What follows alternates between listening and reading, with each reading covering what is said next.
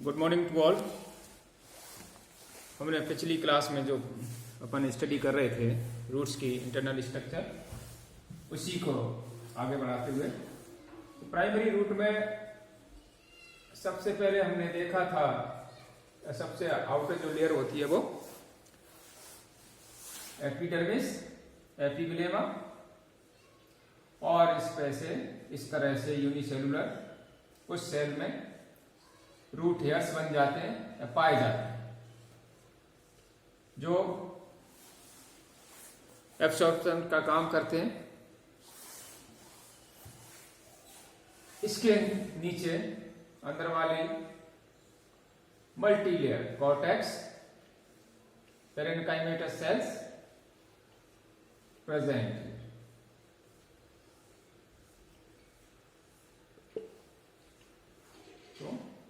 This is multi-layered cortex, and innermost layer of cortex, that is endodermis,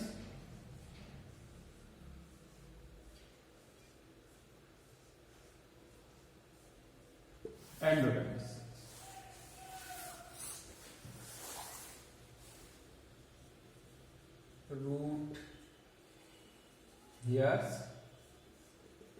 एपिग्लेमा और multilayered cortex, पेरेन्काइमेटस,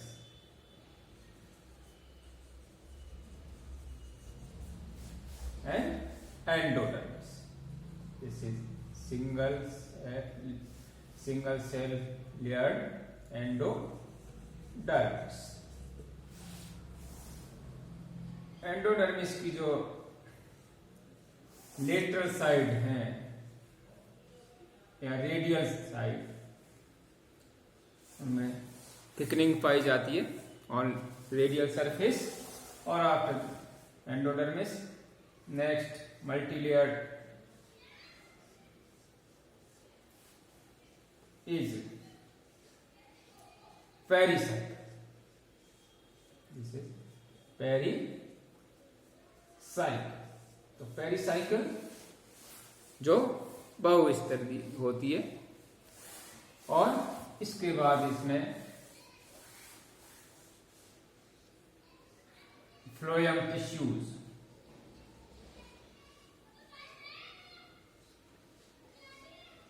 phloem, और इस तरह से डाई टू टेट्रार्च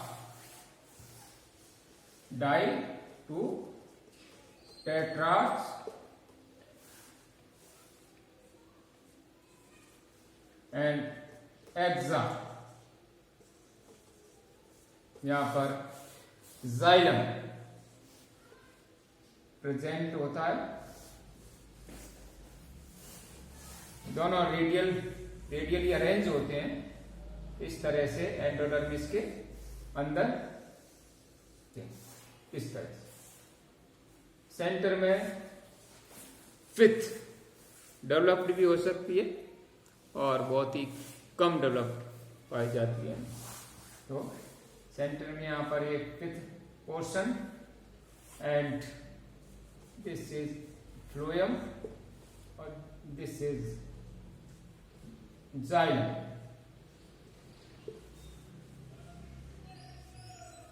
जाइलम टिश्यू। अब जैसा कि अपन डायग्राम में देख रहे हैं कि जाइलम सेंटर में यहां पर मेटाजाइलम, और पेरीसाइकिल की तरफ, बाहर की तरफ ये प्रोटोजाइलम।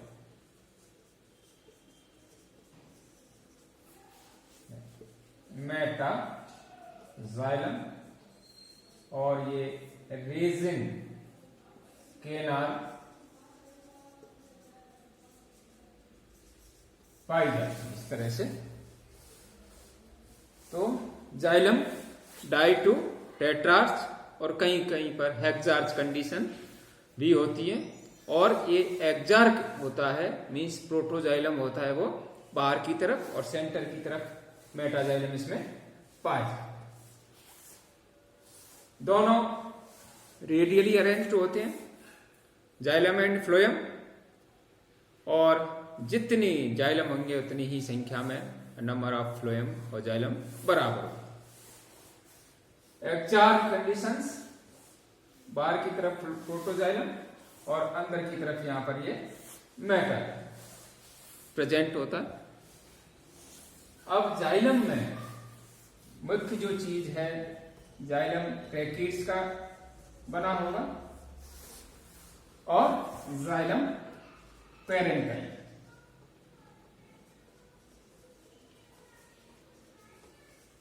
से बना होता है जाइलम। वेसल्स यहां पर एब्सेंट होती हैं, जैसा कि हम जानते हैं कि जिम्नोस्पर्म्स में अधिकांश जो जिम्नोस्पर्म है उनमें वेसल्स नहीं पाई जाती, नीटेल्स ऑर्डर को छोड़ करके। यहाँ पर भी वेसल्स एब्सेंट होती हैं। जाइलम में जो ट्रेकीड्स होती हैं उनमें स्क्लेरिफॉर्म या स्क्लेरिफॉर्पिटेड टाइप का थिकनिंग पाई जाती है इसकी वॉल्स पर।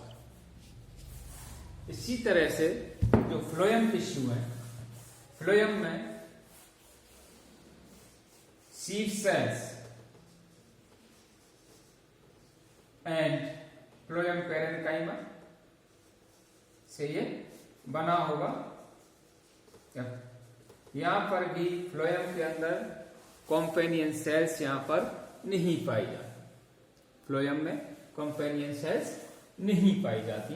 तो इस तरह से सबसे बाहर की जो है रूट हेयर्स, फिर एपिग्लेमा, उसके बाद कॉर्टेक्स, मल्टीलेयर कॉर्टेक्स, पैरेन्काइमेटल सेल्स का बना होता है। उसके बाद एंडोडर्मिस जो सिंगल लेयर होती है, सिंगल लेयर, और पेरिसाइकल में एक से अधिक लेयर्स यहां पर पाई जाती है। एंडोडर्मिस की जो रेडियल वॉल है उस पर थिकनिंग पाई जाती है यहां पर। फिर नेक्स्ट जो स्टील वाला पोर्शन, स्टील में जाइलम एंड फ्लोएम, जाइलम एक्जार्क होता है, प्रोटोजाइलम बाहर की तरफ होता है, सेंटर की तरफ मेटाजाइलम होता है, और इसमें वेसल्स नहीं पाई जाती है। फ्लोएम में यहां पर कॉम्पेनियन सेल्स का अभाव होता है या कॉम्पेनियन सेल्स एब्सेंट होती है। तो इस तरह से इसकी संरचना पाई जाती है। अब हम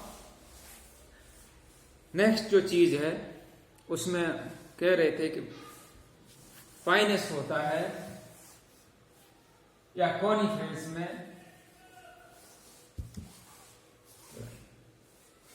यहां पर यंग लीफ में रूट हेयर्स वगैरह नहीं पाई जाती, और जब सीडलिंग होती है या रूटलेट सीडलिंग कंडीशंस में इसमें फंगस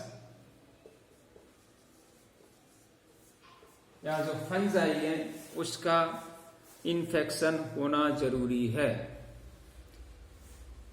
क्योंकि यहाँ पर जो रूट हेयर्स है वो ज्यादा डेवलप नहीं होते, और रूट सिस्टम शुरू में टैप रूट सिस्टम होता है, और उसके बाद उसमें से लेटरल साइड में बहुत सारी रूट्स निकल आती हैं, और इसकी जो जड़ें हैं ज्यादा गहराई तक ना जाके पार्श्व में ज्यादा फैली रहती हैं लेटरल साइड में। तो इसमें रूट में फंजाई का एसोसिएशन हो जाता है, और जो सिम्बायोटिक एसोसिएशन कहलाता है, इसको अपन माइक्रोराइजा के रूप में जानते हैं, माइक्रोराइजा कहते हैं। तो इसका माइक्रोराइजा का यहाँ पर या फंजाई से इसका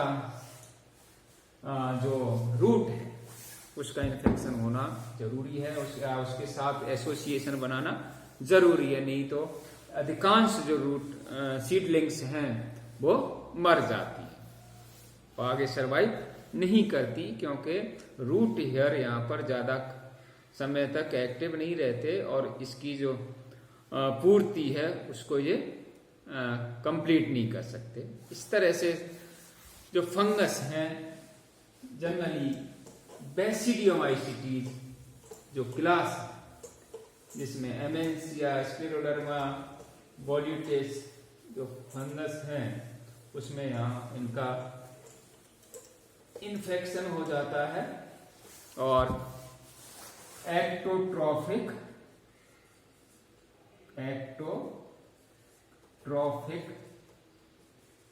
माइकोराइजा के रूप में ये पाया, यानी इसका जो नेट या माइसीलियम है वो जड़ को चारों तरफ से घेर लेता है और एक नेट लाइक संरचना का निर्माण करेगा और कुछ इसके फिलामेंट्स कॉर्टेक्स में अंदर प्रवेश कर जाते हैं। तो यहाँ पर जो एब्जॉर्प्शन का है, जो वर्क करता है, रूट हेयर की जो अभाव या रूट हेयर की जो कमी है उसके फंगस द्वारा या माइकोराइजा द्वारा कंप्लीट हो जाता है। अब इस तरह से नेट लाइक जो संरचना बन जाती है उसको अपन हार्टिक्स नेट के रूप में जानते हैं, या उसको नेट लाइक संरचना को हार्टिक नेट कहते हैं, जो एक पेरिडर्म के चारों तरफ ये इसको घेर लेता है, कॉर्क के बाहर एक नेट बना लेता है। तो ये दोनों तरह का जो दोनों के बीच में जो एसोसिएशन है वो सिम्बायोटिक एसोसिएशन पाया जाता है। और ये पूरा का पूरा जो माइसीलियम है वो मेंटल के रूप में इसके चारों तरफ पाया जाता है, रूट के चारों। तो यहाँ पर हार्टिक नेट और मेंटल लाइक संरचना का निर्माण होता है। मेंटल क्या है? ये माइसीलियम है।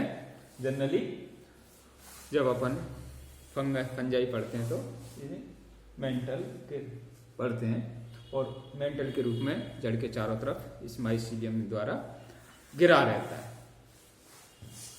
नेक्स्ट, जब इसमें सेकेंडरी ग्रोथ होती है रूट में, ये रूट हो गई यहां पर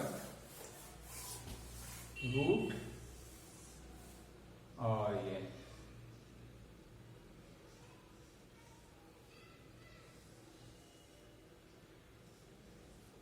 फ्लोएम, जाइलम और पेरिसाइकल। यहां पर जो फ्लोएम के अंदर वाली सेल्स हैं उस एरिया में सबसे पहले मेरिस्टेमेटिक सेल्स का डेवलपमेंट होता है और इस सेल्स में के द्वारा बाहर की तरफ जो प्राइमरी फ्लोएम है उसको धकेल दिया जाता है और सेकेंडरी जाइलम और सेकेंडरी फ्लोएम का डेवलपमेंट यहां पर हो जाता है। कैम्बियम, और इस तरह से यहां पर ये जाइलम और जाइलम के बाद फ्लोएम और ये प्राइमरी फ्लोएम, तो ये क्रिसेंट शेप संरचना बन जाती है। और लास्ट में ये पूरी की पूरी एक कंप्लीट गोल संरचना कैम्बियम की एक रिंग, वेवी रिंग बन जाती है और इससे बाहर की तरफ ये प्राइमरी जो फ्लोएम है वो कंप्रेस्ड हो जाता है। तो ये सेकेंडरी फ्लोएम और यहां पर ये सेकेंडरी जाइलम, इसका निर्माण हो जाएगा। Secondary xylem and secondary phloem. Secondary xylem and secondary phloem में इस तरह से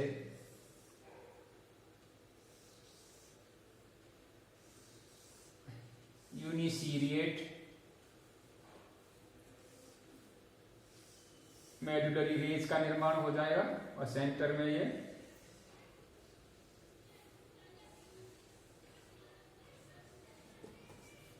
प्राइमरी जाइलम वगैरह, उन पर कोई इसमें प्रभाव नहीं पड़ेगा। यहां पर ये जाइलम टिश्यूज और बीच बीच में यहां पर ये यूनिसीरिएट मेडुलरी रेज, इनका निर्माण हो जाता है और ये कैम्बियम, और कैम्बियम के बाद यहाँ पर ये फ्लोएम टिश्यू बन जाते हैं, जो सेकेंडरी फ्लोएम, और बाहर की तरफ ये प्राइमरी फ्लोएम। इसके बाद इसमें जो पेरिसाइकल है उसकी सेल्स मेरिस्टेमेटिक सेल्स के रूप में निर्माण करती हैं, जिसको कॉर्क कैम्बियम या फैलोजन, कॉर्क कैम्बियम या फिर फैलोजन के रूप में काम करेंगे। और इससे बाहर की तरफ कंप्रेशन के कारण ये सेल्स क्रस्ट हो जाते हैं, और बाहर ये की तरफ पेरिडर्म, फैलोजन, पेरिडर्म के नीचे, और फिर फैलोडर्म का निर्माण हो जाएगा। तो बाहर की तरफ सबसे बाहर पेरिडर्म होती है, कॉर्क, फैलोजन एंड फैलोडर्म, और कुछ सेल्स में यहां पर